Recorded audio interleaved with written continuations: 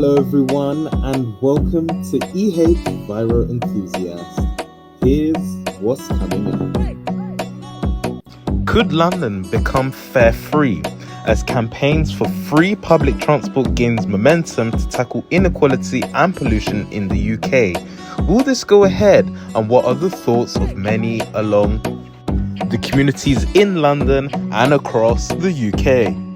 Also ahead, how a local resident in Plumstead is suffering the effects of the 291, changing from single deck to double deck before COVID, and how the vibrations have caused bumps and damages across his house, leaving cracks in his walls, and he's noticed 45-degree cracking in his doorframe as well.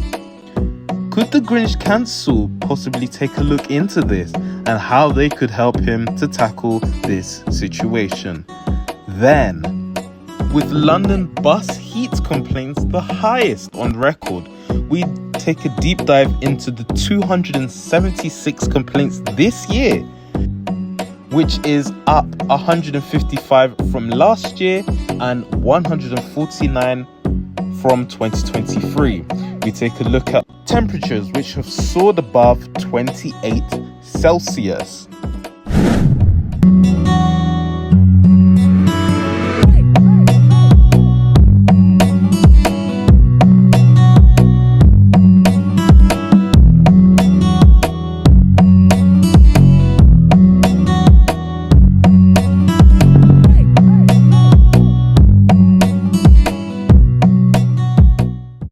Welcome to the program, everyone.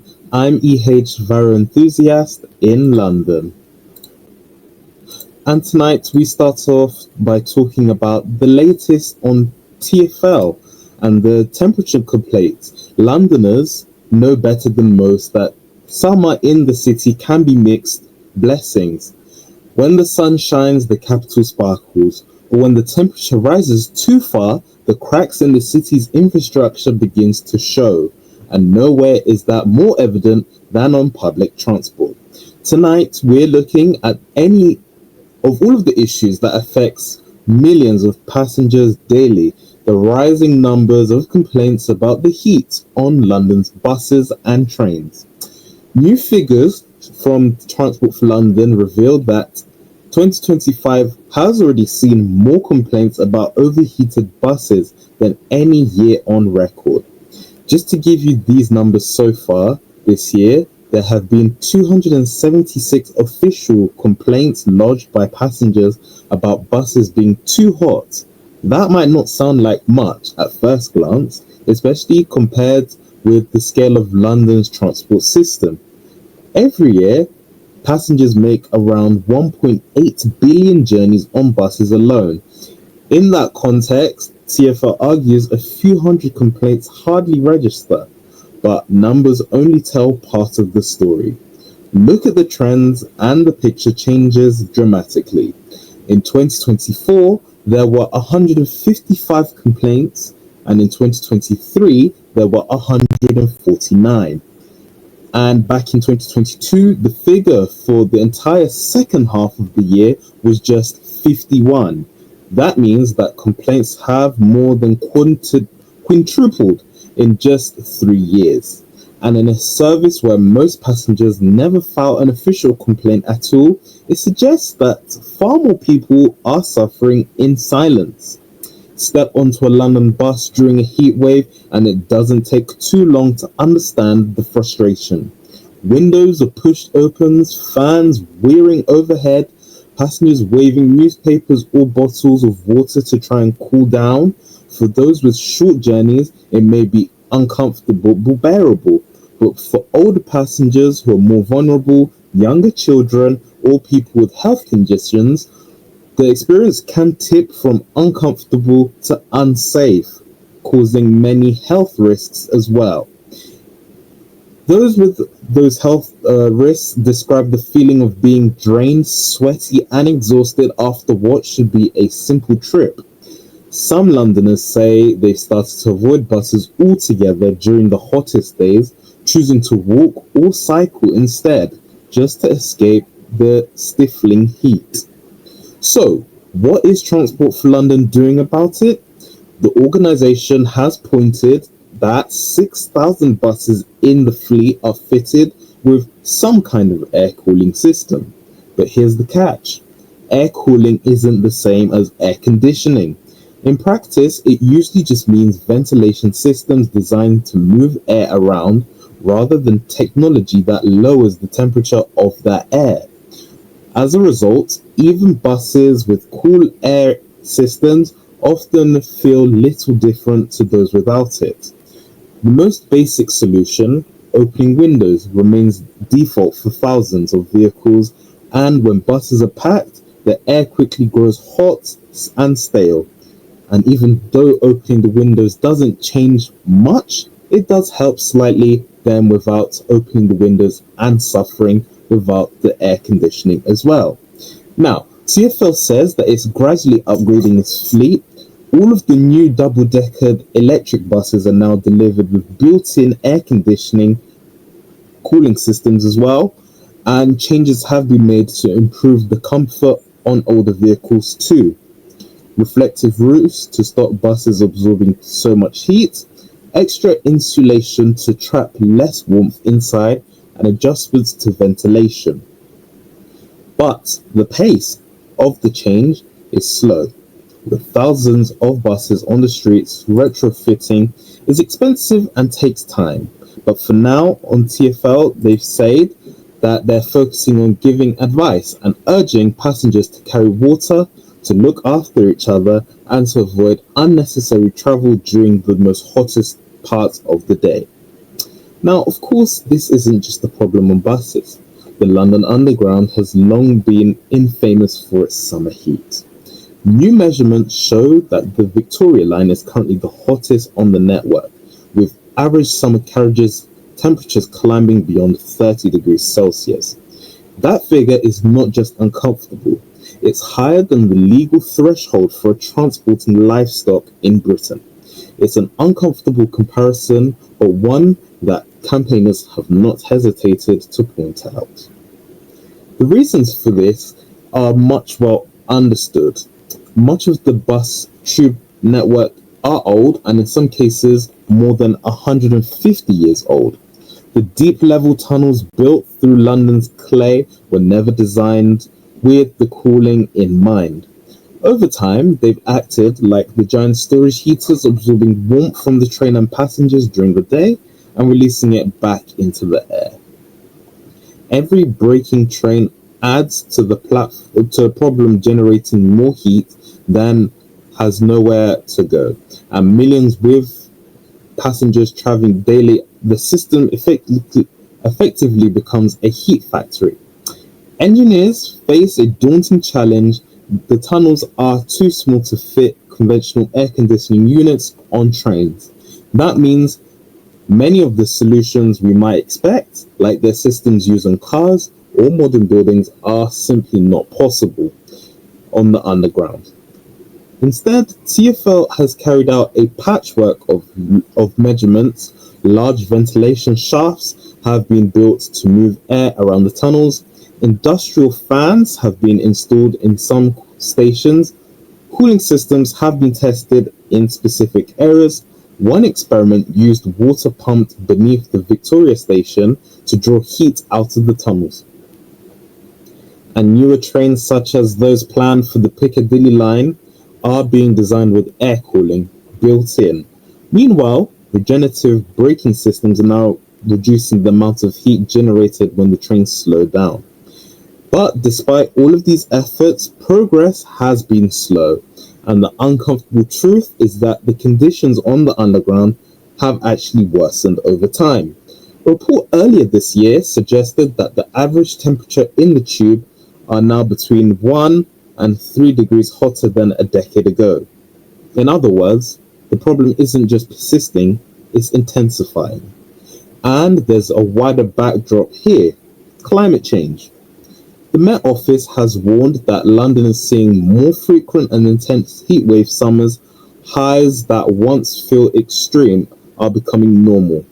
Back in 2022, the UK recorded its hottest ever temperature, over 40 degrees Celsius. Scientists say that much extremes are set to become more common for London's transport system. That's bad news. It just means that the uncomfortable conditions passengers are already experiencing may become the baseline in years to come. Without major investment, the experience of traveling in the capital during the summer could become very unpleasant and very unbearable as well. Now, to many of the critics that argue that TfL has been too slow to act, they point out to the other world cities that have more progress in cooling systems. Their transport networks, such as ones in New York, for example, subway trains are air conditioned as standard through stations themselves remaining hot. In Paris, new metros trains have been designed with improved cooling and ventilation. Over in Tokyo, the network there has long relied on air-conditioned carriages to keep passengers comfortable during its humid summers. London, by contrast, is constrained by history.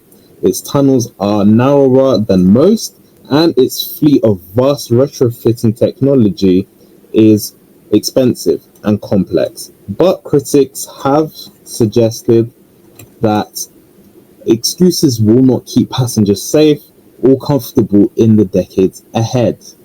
But for now, the reality is that commuters must adapt as best as they can, and TfL's own advice is basic: carry a bottle of water, avoid peak times if possible, move to less crowded parts of the carriage, and crucially, check on those around you. And while official complaints this year do stand at 276, many believe that the true scale of discomfort is far higher. Most passengers never take the time to submit official complaints. They simply endure the journey, get off, vow to avoid it next time. In that same sense, the official number may just tip the top of the iceberg. The real question, though, is whether London's transport can adapt fast enough. As summers grow hotter, as passengers' expectations rise, and the health risks of overheating become clearer, pressure will only grow on Transport for London to deliver solutions. For now, buses with reflective roofs and trains with ventilation systems are stopgaps. They may ease the problems slightly, but they cannot eliminate it without sustained investment. And perhaps new technology, the complaints are likely to keep rising. And so London finds itself at a crossroads. Will its transport systems rise to challenge of a warming world, or will passengers continue to swelter year after year in buses and trains that feel like more than just a vehicle, but more like an oven instead?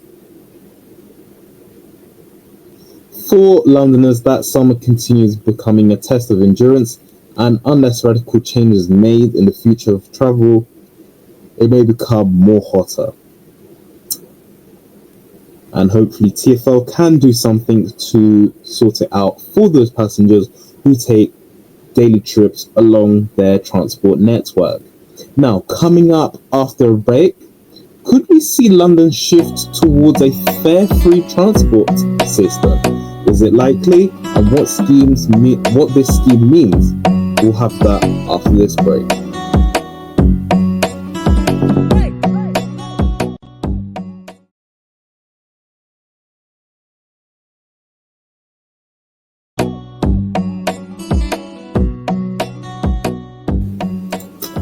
Welcome back. Now we turn our attention to plans of making TfL fare free. What does this mean? London is a city built on its public transport system. The buses, the tube, the trams all keep us connected, whether we're commuting, visiting, studying, or just getting around. But for many Londoners today, the rising cost of travel is placing public transport out of reach, creating barriers to work, education, relationships, and everyday life.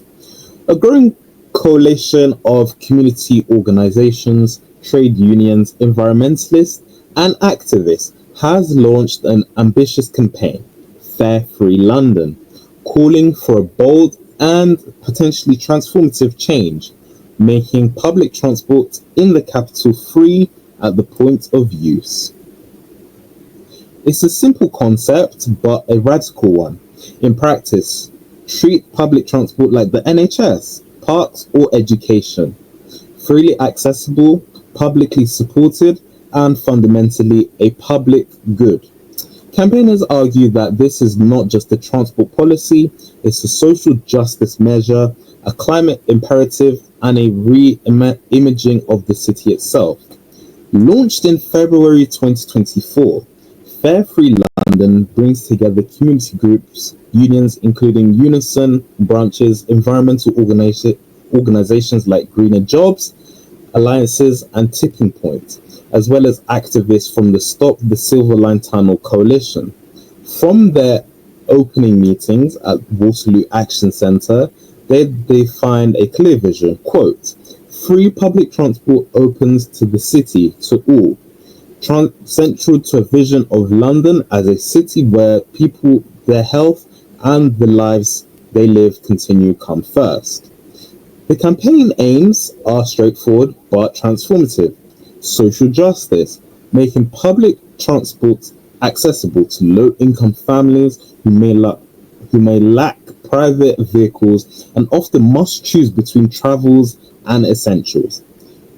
Other things such as climate action, cutting cars off the road to reduce emissions and toxic air pollution that kills thousands of Londoners annually, and global examples pointing to fare-free public transport models in cities such as Luxembourg, Tallinn, Montpellier, Dunkirk, and Kansas City, while positioning London as the first global megacity that could successfully implement it.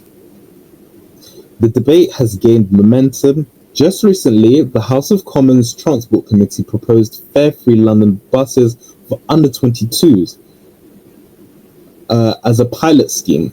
Fare Free London welcomed that proposal, but quickly called for a more sweeping vision, universal fare-free access across all modes of public transport for all Londoners.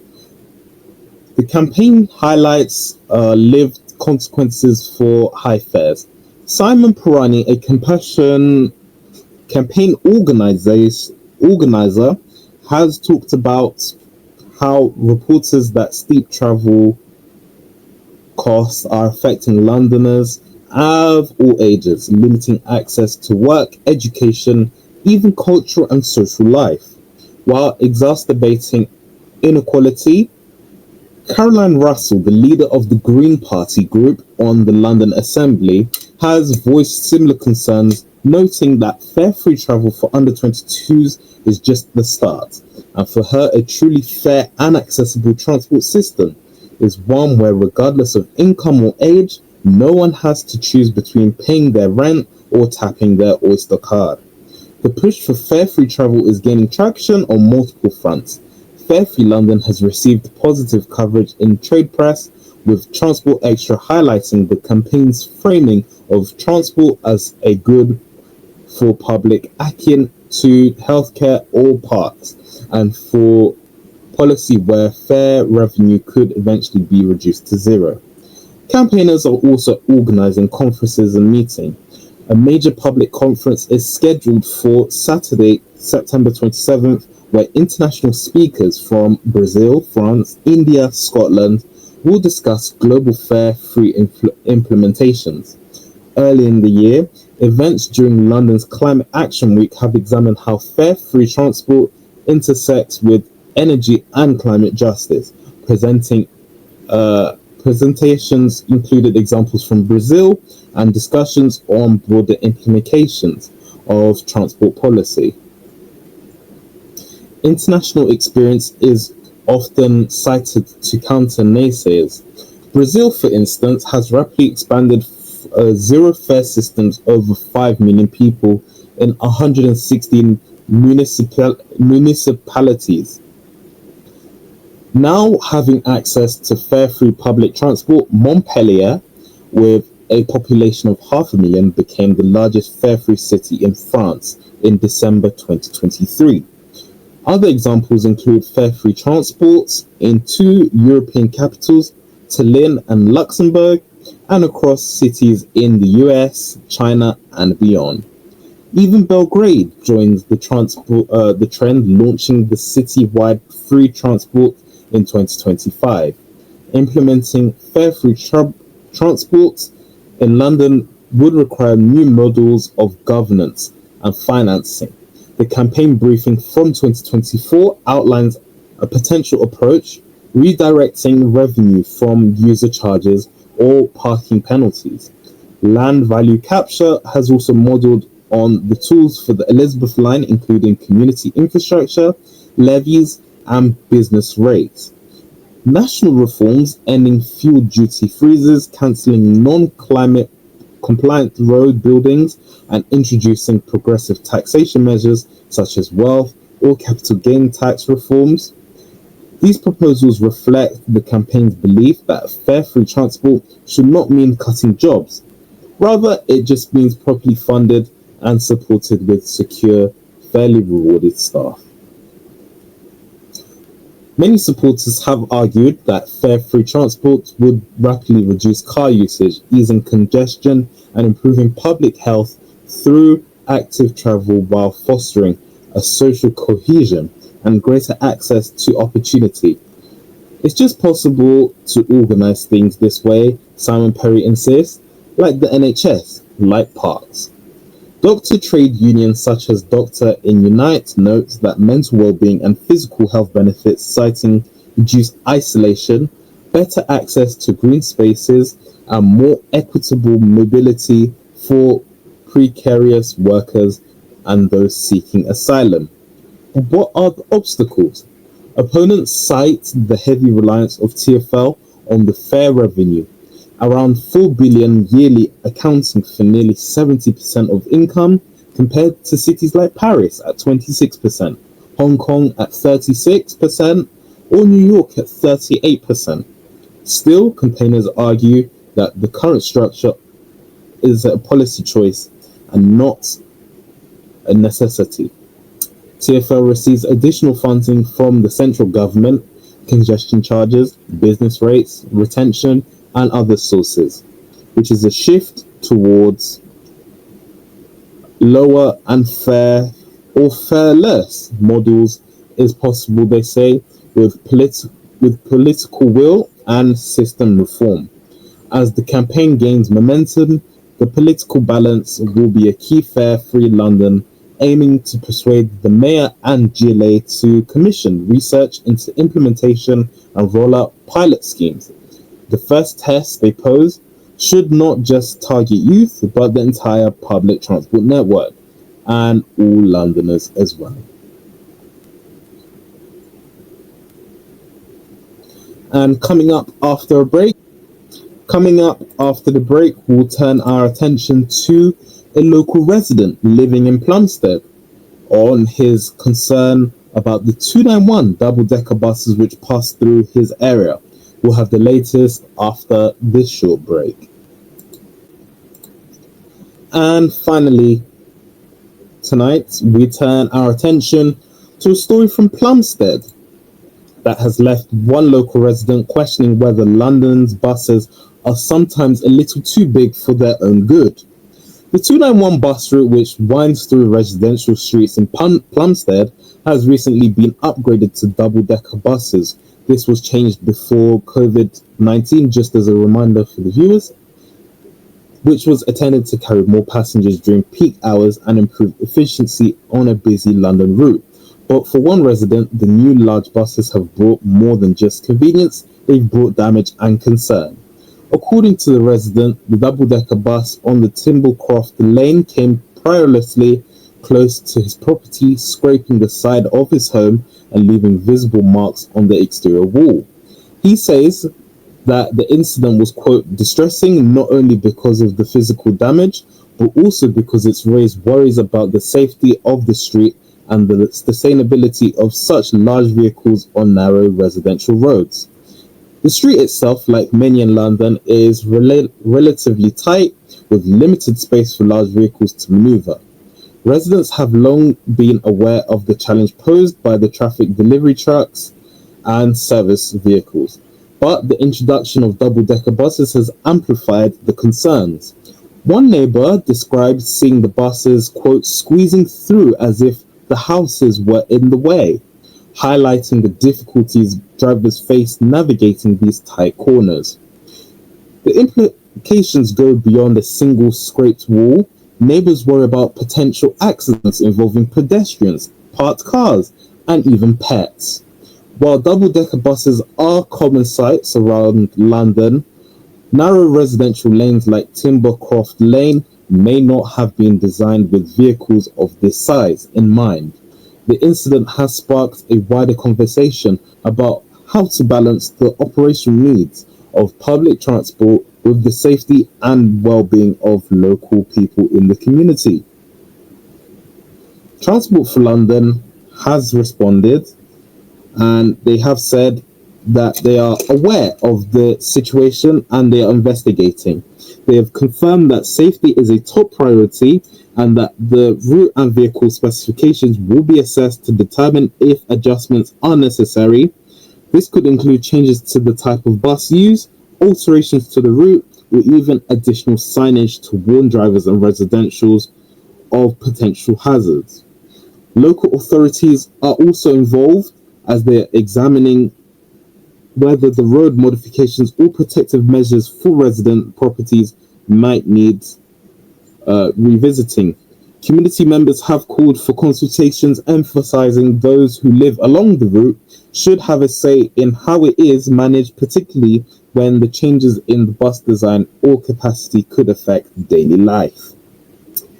This incident here is a massive reminder to us that delivering efficient, high-capacity transport while maintaining a safety and livability in residential areas. It raises questions about whether large buses should be restricted from certain streets or if infrastructure improvements like widening lanes or installing protective barriers are needed to prevent further damage. For the residents whose home was affected, the issue is personal and immediate, but for those in the wider community, it's part of a larger debate about urban planning, public transport, and how city services can be delivered without compromising the quality of life and of those who live nearby.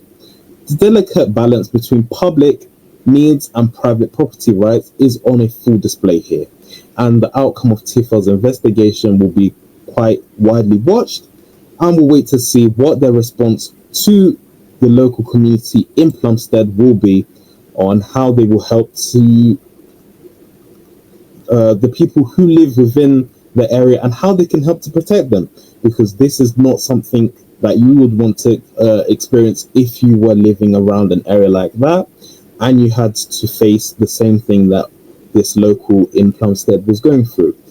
As always, we will keep you up to date as always if we do hear anything further from TfL. That's it for now for the program. Remember, if you ever miss our show, you can always find the latest episode shortly after it airs on our podcast. And remember, you can always catch us online on our website and all over social media. Thank you for watching, and goodbye from London.